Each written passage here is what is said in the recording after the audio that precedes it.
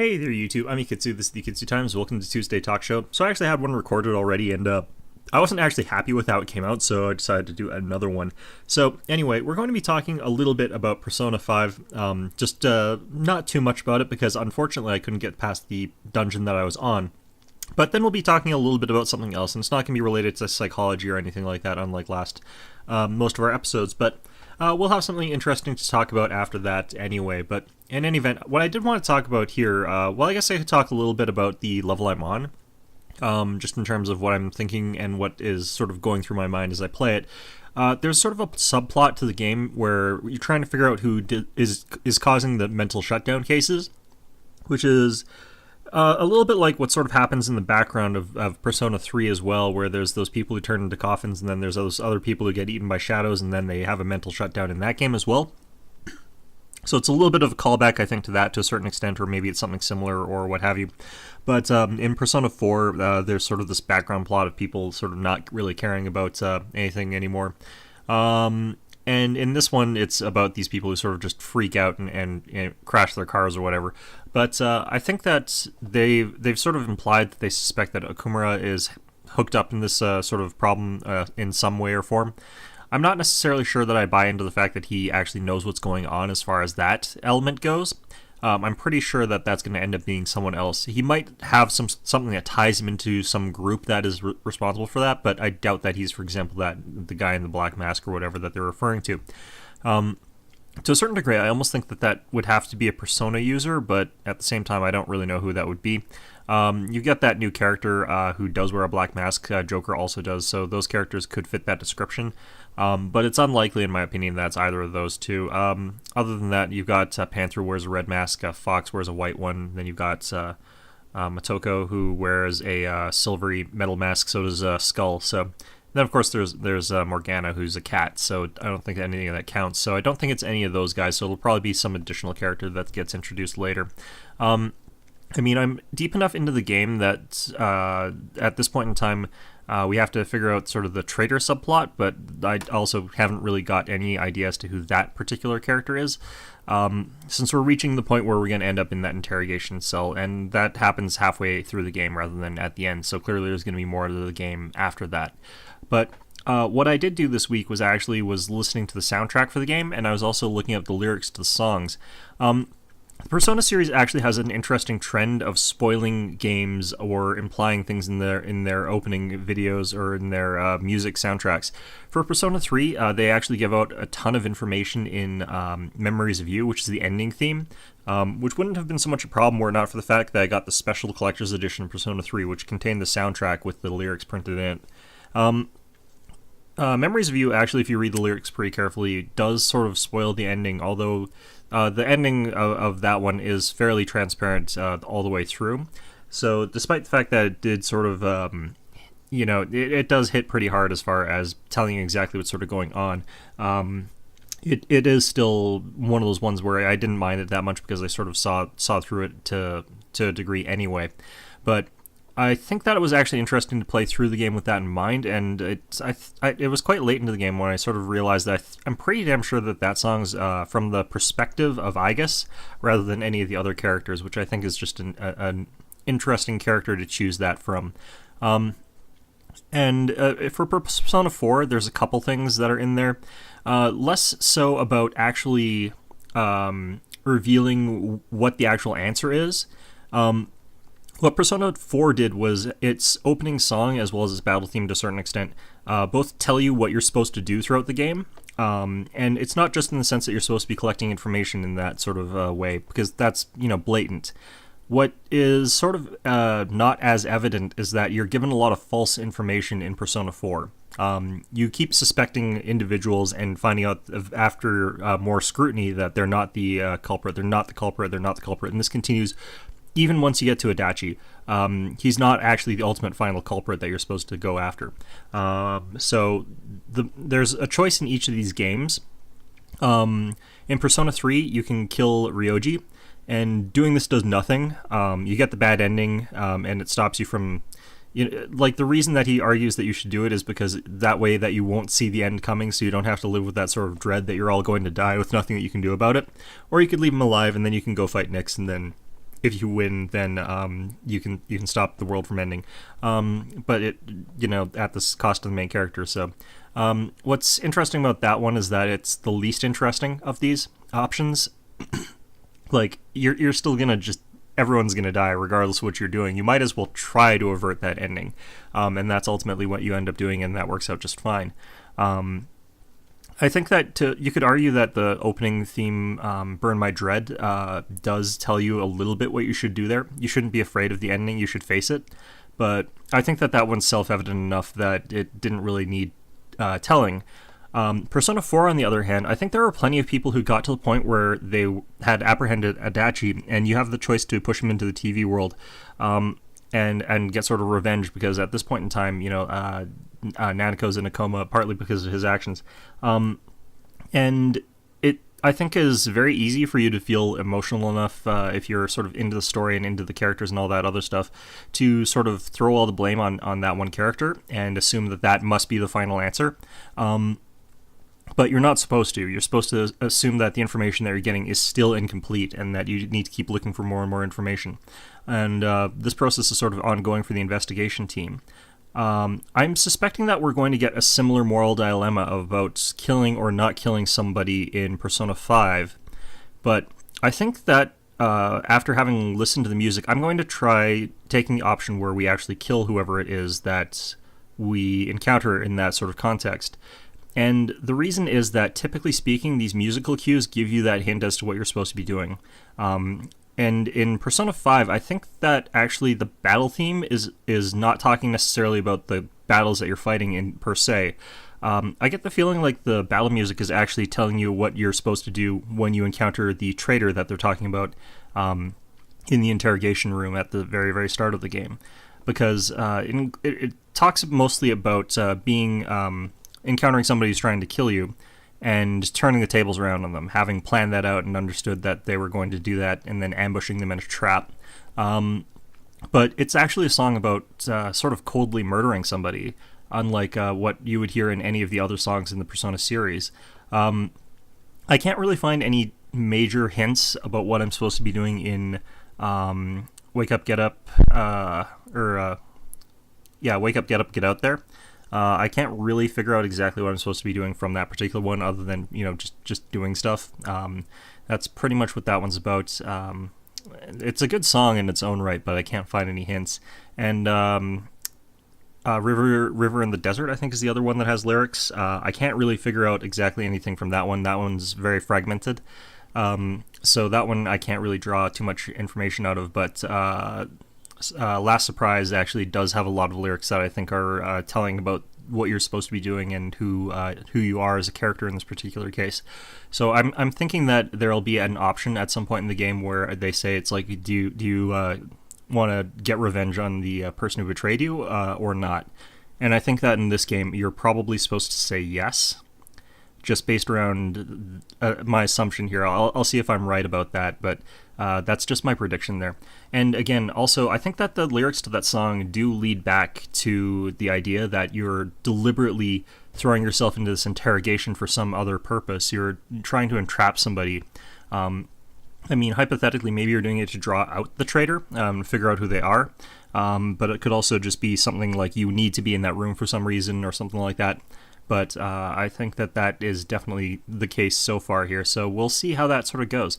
It is actually a very aggressive battle theme by contrast to Wake Up to the Truth or Mass Destruction, which were the battle themes in 3 and 4 respectively, or 4 and 3 respectively. And it literally is just about cornering somebody and then killing them off. It's quite actually an interesting song in that sort of sense there. You don't often hear it from the perspective of a protagonist or a heroic type of character.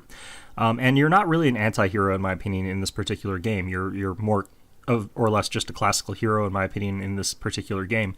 But that's sort of my analysis of what the music is trying to portray.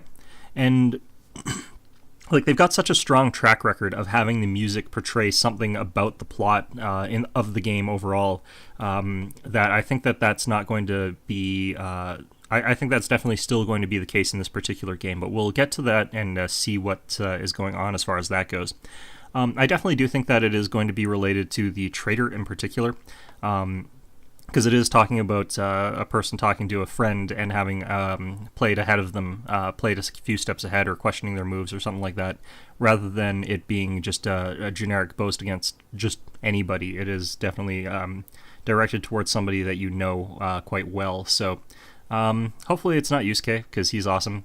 Hopefully it's not Motoko, because she's awesome. Could be Ryuji. He wouldn't deliberately betray you, but he is dumb enough to accidentally betray you, and he keeps doing it over and over again. But yeah, that's not really his fault. I think it is that stupid, but that's a different issue entirely. So anyway, that's going to be our talk about my progress in Persona and what I think is going to happen in it. Let's get on to the next topic there. So anyway, since I got nothing about psychology to really talk about this particular week, I did want to actually do one about sort of thinking, critical thought, and the reason that I wanted to do this is because, well, PBS Idea Channel is actually ending, has actually ended by the time I do this recording, so it's one of those channels that I didn't really love or anything like that. It's probably like in the top 3 of sort of information or discussion or idea type channels out there, or ones I would go to for information or just to edutainment, I guess I would say. But they're definitely up there. The only reason that I didn't particularly say that they're one of my favorites is because I find a lot of their arguments boil down to some sort of semantic argument, where they're saying, like, what if we take these words to mean these particular things? Let's sort of see what sort of discussion that can stimulate. Whereas I believe that words mean very, very concrete things, or should mean very concrete things, typically speaking, to sort of better facilitate communication. I find that when language shifts too quickly and too rapidly, or means too many different things, that it makes it much harder to communicate with other people. But in any event, I still did like their channel. It was always entertaining. It was often informative, and it often did spark some level of critical thought about a topic or issue. And so I do think that we want to do a bit of a send-off there by talking a little bit about the way that we think, about critical thinking, and sort of how we engage with content from other people, because I think more than ever, now is an important time to actually understand how to dissect an argument and dissect a position and understand its basic components, so that we can decide whether or not we want to believe such and such person or such and such another person. So this is going to be a useful tool for people who want to listen to others and have a better understanding about what they're saying, and ultimately whether or not what they're saying, seeing if that's flawed, seeing if there's something wrong with that argument that they're making. And then maybe either change your mind about something else, or just remain in sort of ignorance, acknowledging that your position is flawed and just not really giving a crap.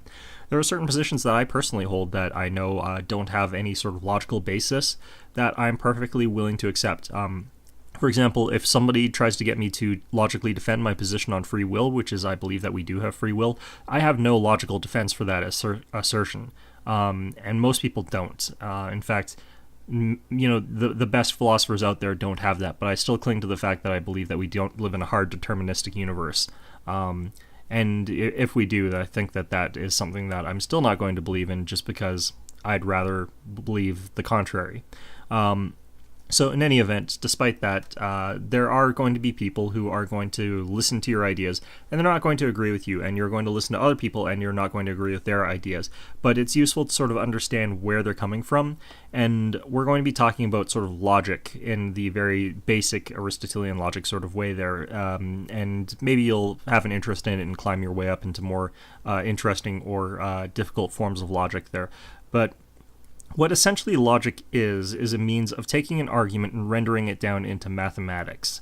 And one of the reasons that people don't speak in the logical forms, in one of the logical argument forms, is because it's not convincing, despite the fact that they're the most accurate way of conveying information from one person to another in terms of an argument. It adds a lot of precision when you actually just dissect an argument down to its basic core and then use it in sort of one of the known valid forms, because then you know for a fact that your argument is sound. At that point, the only thing that they can do is question your premises and not your argument itself. And if you're willing to start from premises that you both agree on, and you're able to go from those premises to a conclusion that he's willing to, or go to a conclusion that he does not agree with, he either has to change his opinion about the premises, or he has to change his mind about the conclusion, or he has to accept that he's wrong, or he just has to sound like a complete idiot. If you're the sort of person who is willing to say that, yes, your argument is valid, yes, your premises are true, I don't like your conclusion based on those premises, despite the fact that I know that it has to be true following the validity of the argument and following the truth of the premises, I just don't accept it, and I don't admit that I'm wrong on the matter either. That person's just, an idiot. They're just willfully ignorant, I would say, and in a way that, is not what I'm describing, because if somebody ever tells me I'm wrong about that, I'll just agree with them. In this particular case, this person is going to try and argue that he's right, even though all the evidence points to the fact that they're wrong. And you'll meet these people. You'll meet plenty of these people on any given side of any given debate. But in any event, let's go ahead and talk a little bit more about why this is important. So understanding what people's arguments are and figuring out how to address them and how to understand them properly is really just crucial, I find, in the sort of day and age where people make these sort of very bold claims or what have you. And there are plenty of people who will try and take a side on an issue without fully understanding the issue or the arguments being made, and they're going to be very easily persuaded by one person or another, or both, based on the arguments that are being made. But one of the things that a lot of people don't understand is that most of the people trying to convince them are not actually using strict logic, or they're not using critical thinking, or they're not using statistics, or they're not using the scientific method. What they're actually using is either a form of rhetorical speech, or they're just outright a demagogue. Now, if they're using rhetoric, then this means that they could be using an argument, but they're just sort of covering it up in a manner that is more convincing or compelling to an audience. So you're going to hear an argument that sounds more like normal speech rather than a math formula, but at the same time, you might encounter somebody who's just saying all these words that sound really, really nice. They're trying to establish themselves as being credible because they're using such and such things, but in reality they're not, and their arguments are entirely specious. They don't have any validity. You'll often find that the people who have the worst arguments are the ones that sort of go and argue around the topic there, and they don't really have any point that they're making in regards to the actual questions being asked. But these people can be very convincing if they do it properly. You can actually hear someone expressing that as a rhetorical method in Thank You for Smoking, where Nick Naylor is saying that the point isn't to win or prove your point. Your point isn't to convince your opponent. Your point is to convince all of the idiots that you're right. It doesn't matter if you're right or if you're wrong. And that would be that'd be demagoguery. That would be trying to convince people based on very pretty sounding flowery things that appeal to people's, their instincts, their emotions, their biases, any of those sorts of things there, without actually appealing to their intelligence. And by understanding the logic of people's arguments and understanding what sort of underlying methodology is used behind those arguments, you'll have a much better understanding about how to defend yourself against those kinds of arguments and against those sorts of debates. The problem is, I think that the vast majority of people are intellectually too lazy to dissect an argument down to its basic components and then take a look at it critically using either the lens of logic or statistics or any other form that is able to confirm or deny the conclusion that individual has come to. And I'm not going to spend any time here talking about any given real life issue. What I want to do is give you guys the specific tool to analyze something critically and intelligently, and then just ask that you sort of incorporate that when someone tells you something and you disagree with them instinctively right off the bat there, or you listen to someone and you hear their words and you think, this guy's got it right, I like what this guy's saying. Maybe step back and critically assess what their actual content is, and then figure out, hold on, this guy's has major gaps in whatever they're saying there. Now, one of the things that you often will have to do when you're doing this, if you really want to actually figure out, change your own beliefs, you're going to have a much harder time changing anyone else's beliefs. But if you really want to look at your own beliefs and critically analyze them, you have to realize that the way logic works in particular, it is a form of truth preservation, and I'll get a little bit further into that later. But if you have a sound argument, if you've got a valid argument, if you've got a form that it guarantees truth, if you've got true premises, Well, that's reliant on you having true premises. If your premises are false, it's very easy to trick yourself into believing that you've got a good argument, because it goes through if the premises are true, then the conclusion necessarily follows. If that's particularly the case, it makes it look like you've got yourself a good argument there.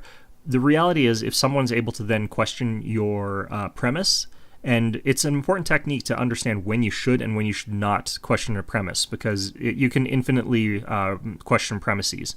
Because someone will be able to prove a premise, and then you can question the premises used in that proof, and you can do this ad infinitum.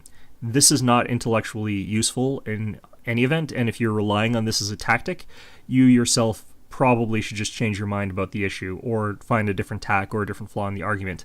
But you will find occasionally that people are incapable of actually defending their argument without relying on any of the fallacies. So we're not going to actually be talking about the fallacies in this particular case. One of the reasons that we're not going to be talking about them is that they're discussed, for example, on the idea channel. But more importantly, when you're dissecting somebody else's arguments, or you're looking at your own arguments, it makes more sense to assume that the argument form is to be constructed in a valid fashion. You can actually take the words that people use, and you can then redirect it into a valid or an invalid form based on your own volition. So depending on how you write down their formulation of it, you'll end up with either a valid form, which you should always aim for, and some false premises, or it'll be true premises, or whatever, and then you can sort of go from there. But if you're going into it, it's very easy to construct an argument assuming that they're an idiot, and then you're just going to take their words and put into an invalid form because you're malicious about it. This is called creating a straw man argument, and this is a invalid argument form already. We know that this is a fallacy. It's arguing against something that they're not actually claiming. So constructing an easier argument for you to argue against is intellectually dishonest, and it's something that plenty of people do. So when you're using logical tools, it makes sense to just by default try and turn their argument into the most valid form that you can put it into. Try and assume that the premises are worded in such a way that you're willing to say that it's probably what they actually mean. And if necessary, clarifying what they mean with those premises. But let's actually take a look at a logical argument structure there. So a modus ponens is the most basic sort of building block in logic. It is such a fundamentally easy form that it gets used actually all the time, that it's just a very, very basic form of logic there. It goes P then Q, P therefore Q. And P and Q is used for, I'm not actually sure why they chose it. It means something in Latin. I don't really actually care about the Latin, but in any event, that's what people generally tend to use in logic. But the way that this is structured, it sort of means if P, then Q. So this means that if condition P is met, then Q must necessarily follow. The next part of it is P. Whatever condition P is true. And from that, we follow that it has to be true that Q is also true. And if this is the form that an argument takes and the premises are true, the conclusion is necessarily true. There's no way that you can get to the conclusion and have it be false if both of the premises are true and you've got this set up correctly. So let's take an example of this. We'll sort of use this as a consistent example throughout our entire thing here, but let's go for if I'm holding an apple, I am holding a fruit. Then I am holding a fruit. I am holding an apple. Therefore, I am holding a fruit. Okay, so this is the basics of the form there. This is probably not the best example because it'll end up in some weird stuff later. But there are different ways that we can then dissect a modus ponens and figure out more about it. This is where both of our premises are true, and you'll notice that I don't really have to do any work once I've got the premises laid down. The conclusion necessarily follows and is necessarily true. So that's exactly what we're looking for in a valid argument. It has to preserve truth in that sort of way there. It also has to be that in some other conditions where some of the premises are false, that we can end up with false conclusions. But one of the things that you have to remember as well here, someone can use an invalid argument and they can still be right. It is possible to actually have a situation where someone has made a mistake and they could still be technically correct. But let's actually take a look at this in some other ways here. So let's take a false premise in our first component there and see if we can end up with the correct conclusion. So let's say that if I have a fruit in my hand, then I have an apple. I I have a fruit in my hand, therefore I have an apple. Okay, so this is the same argument form, but you'll notice that the first premise is false. If I have a fruit in my hand, well, it's conditionally false. This one's actually a weak false on the truth value table, but it's conditionally false on the fruit not being an apple, but it is possible for this to be actually still true. So even though my argument has got a false premise in it, I still can have the correct conclusion. That is still possible. And it is only conditionally false, but in any event, we can also take a look at it the other way. So let's say that if I have an apple in my hand, then I have a fruit. I have an apple. Let's say that I don't actually have an apple.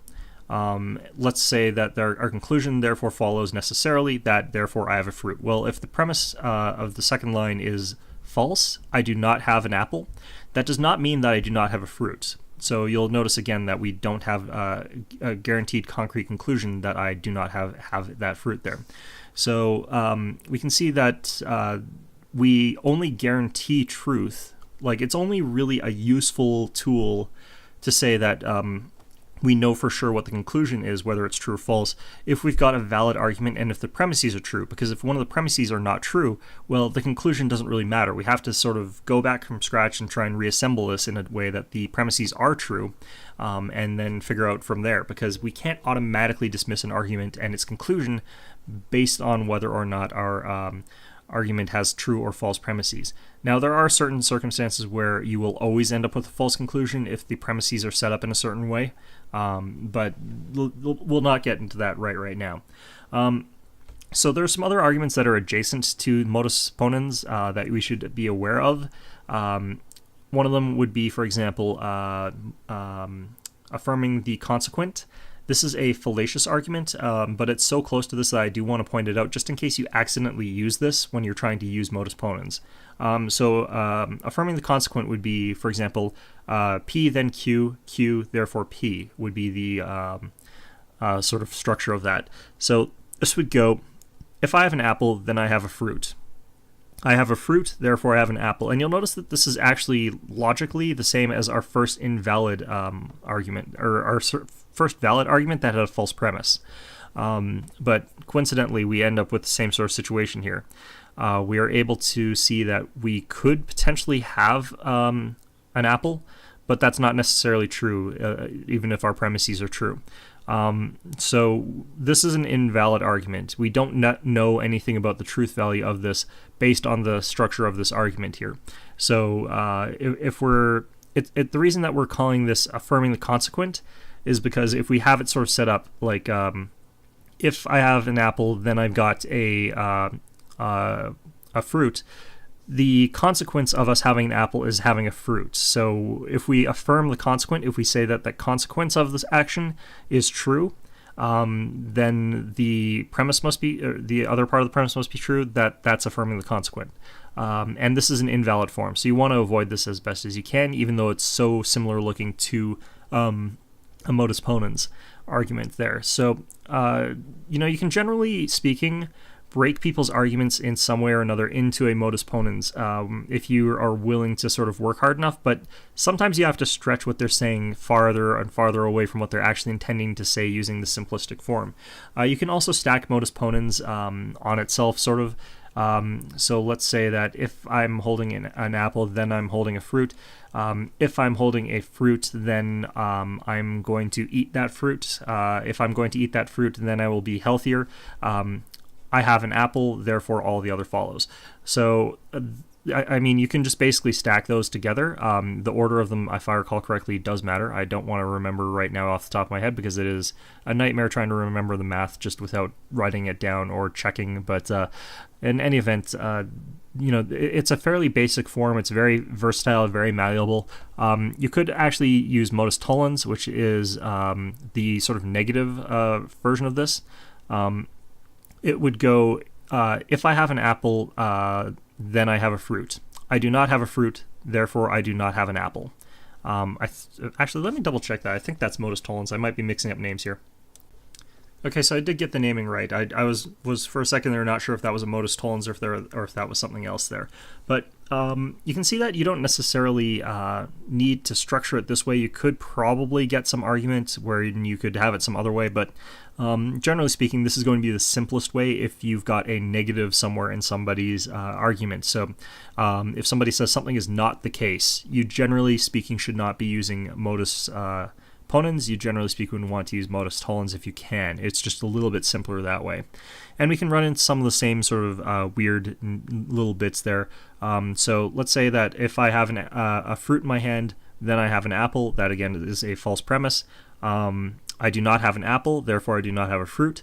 Again, we see that this is again preserving that sort of truth value there of it might be true, but it might not be. And we can also go, for example, if I have an apple in my hand, then I have a fruit. I do not have an apple, or sorry, I do not have a fruit. If it is not true that I do not have a fruit, then the conclusion I do not have an apple, again, might still be true, might still be false. This is probably a bad example for the purpose, because I should be looking for ones where it turns out to be a definitive false, but in any event, that's the example I chose. That's what I'm going to stick with, I suppose. I mean, these are actually just written with examples. I don't know why I picked this off the top of my head. It's, well, whatever, in any event. So yeah, like, we can also see sort of... like that this is somewhat related to confirming the consequent and stuff like that. If I recall correctly, the formal fallacy that is most adjacent to this is denying the antecedent, but I'd have to double check that probably. So it would be if I have an apple in my hand, then I have a fruit. I do not have an apple, therefore I do not have a fruit. Would be the denying the antecedent, if I recall correctly. But again, I'm doing these off the top of my head. The names are a little bit crazy. So I'm pretty sure that that's it, though. In any event, though, you can see that these sort of forms just very, very close to each other. You have to be pretty careful what you're using when you're trying to dissect people's arguments as well. It's pretty easy to remember them sans the names, or at least I'm very bad with names. I've always been pretty bad with names, so that's the hard part for me. But remembering the structure and the truth values on the tables is the sort of more important thing there. And once you've sort of gotten the hang of the very, very basic arguments, it's a good idea to sort of look and realize that there are far more advanced structures in the math of language, in the math of arguments, in the math of logic that you would want to go through if you really want to get into people's arguments perhaps the way that they intended them to be gotten into. But most people don't speak in such complex terms that you would require any of those to actually come to a correct conclusion. Generally speaking, you're going to be able to look at somebody's arguments and compose it as very, very simple if-then statements or identity statements and so on and so forth. So, for example, an identity version of Modus Pwnens would be all P are Q. P, therefore Q. So anything that is in the category of P is in the category of Q. It is in the category of P, therefore it is in the category of Q. And this works with apples and fruit as well. All apples are fruit. It's an apple, therefore it's a fruit. That would be a sort of identity statement. So I think the example that they use for that one is usually it's like all men are mortal, Socrates is a man, therefore Socrates is mortal. And then I think that they go with this. I think this actually works better than my example, because it's like the sort of other way around about this is all men are mortal. Actually, I can't remember the flawed version that people use as an example, but I think that that's the example that they use for the sort of correct version of it. But in any event, that's going to be sort of our whole video in this particular instance. So yeah, I mean, don't go around doing this with everything. It's very exhausting. It's very taxing mentally. But when you need to think about what someone's saying very carefully, if you need to look at a position that someone's making and scrutinize it very carefully, you either need to figure out if they've got a valid argument. Once you've figured out what that valid argument is, you have to sort of take a step back and look, do I agree with these premises? I mean, if both sides of a debate agree with the premises, if you can find that common ground and then work from there into a conclusion that favors you, then you've become extremely good at that sort of ability to debate logically. But it isn't going to matter if the people around you are just only interested in listening to demagogues and rhetoric. And it's sadly very, very common. So I just don't think that's a good idea for you to fall into that category of being someone who's easily convinced by rhetorical speech. So anyway, I hope you found this video enjoyable. And of course, as always, I hope to see you guys all next time.